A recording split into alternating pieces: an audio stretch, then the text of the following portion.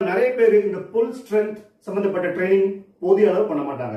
நம்ம கைகளுக்கு தேவையான புஷ் ஸ்ட்ரென்த் சம்பந்தப்பட்ட எக்ஸசைசஸ், புல் ஸ்ட்ரென்த் சம்பந்தப்பட்ட எக்ஸசைசஸ் வந்து நம்ம கோர் மசில்ஸ், லெக் மசில்ஸ் இதையும் சேர்த்து தான் நம்ம பண்ணணும். இந்த அப்பர் பேக் மசில்ஸ்க்கு வந்து போதிய அளவு ட்ரைனிங் பண்ணலன்னா நம்மளுக்கு கழுத்தொலி வரலாம், தோள்பட்டை சம்பந்தப்பட்ட பிரச்சனைகள் வரலாம், பாஸ்டர்ல ப்ராப்ளம்ஸ் வரலாம்.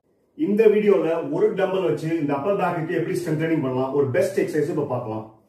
டம்பல் வச்சு இந்த எக்ஸசைஸ் பிராக்டிஸ் பண்றதுக்கு முன்னாடி இந்த ஃபார்ம் எப்படி இருக்கணும், இந்த எக்ஸசைஸோட ஃபார்ம் எப்படி இருக்கணும் முதல்ல தெரிஞ்சுக்கலாம். இப்போ கை வந்து நான் எங்கேயுமே வைக்கல, ஏர்ல தான் இருக்குது.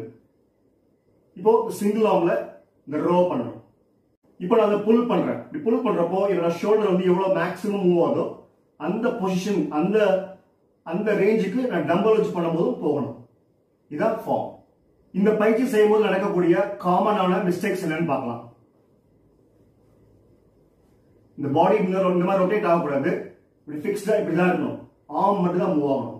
அப்புறம் வந்து பேக் ரவுண்டடா இருக்கக்கூடாது, இப்படி ஸ்ட்ரைட்டா இருக்கணும். அப்புறம் ஆர்ம் வந்து இந்த ரிஸ்ட் போர்ஷன், இந்த ஹேண்ட் வந்து இங்க வரணும். சில பேர் இப்படி கொண்டு போவாங்க, இப்படி கொண்டு போவாங்க.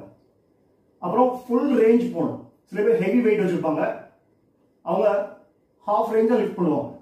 அவங்க கண்டிப்பா அந்த ஹாஃப் ரேஞ்ச் பண்றவங்க பாத்தீங்கன்னா பாடி ரொட்டேட் பண்ணுவாங்க. அது தப்பு. இப்போ இந்த டம்பல் வச்சு நான் பண்ணி காட்டுறேன். நான் ஃப்ரீ ஹேண்ட்ல என்ன பண்ணணும் அதே மாதிரி தான் இந்த டம்பல் வச்சு பண்ணும்போது அந்த ஃபார்ம் பிழை இல்லாம இருக்கும்.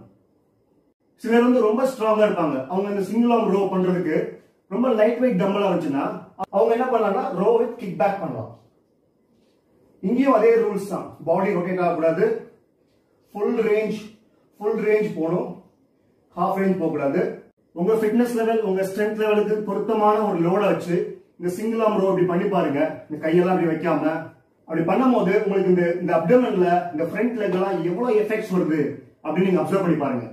பார்க்கதான் ஒரு சிம்பிளான ஆர்ம் எக்ஸசைஸ் மாதிரி தெரியும், ஆனா அது பெஸ்ட் டோட்டல் பாடி ஒர்க் அவுட்.